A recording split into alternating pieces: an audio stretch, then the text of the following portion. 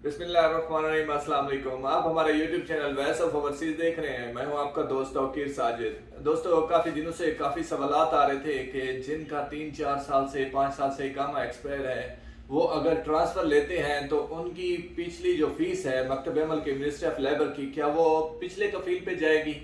तो ये लॉ पास हो रहा है लेकिन अभी तक इस पे अमल नहीं हुआ।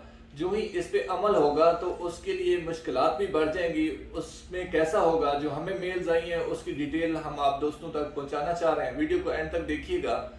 और ये डिटेल ऐसी है कि आप जब ट्रांसफ़र लेना चाहेंगे, पहले ये था कि इकामा एक्सपायर होता है तो आप ऑटोमेटिकली ट्रांसफ़र ले जा सकते हैं, कोई उसमें इशू नहीं था पिछले कफील की मुआफ़िक करने का या उसको तलब भेजने का, कोई भी ऐसा इशू नहीं था, आप डायरेक्ट ट्रांसफ़र ले सकते थे।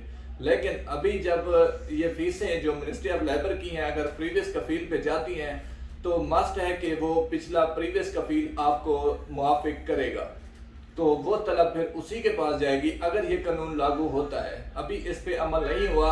बताया गया है कि ये ऐसा हो सकता है अगर ऐसा किया जाए, पिछले कफील पे डाले जाए। ये शिरके के हवाले से, जो शिरके थे उनके हवाले से ऐसी यानी कि अभी तक राय दी गई है और अभी तक इस पे अमल नहीं हुआ। तो दूसरा, दोस्तों ने मुझे कमेंट किया है कि ड्राइविंग लाइसेंस कंपनी मनसूख कर सकती है। ड्राइविंग लाइसेंस कंपनी कोई नहीं मनसूख कर सकती।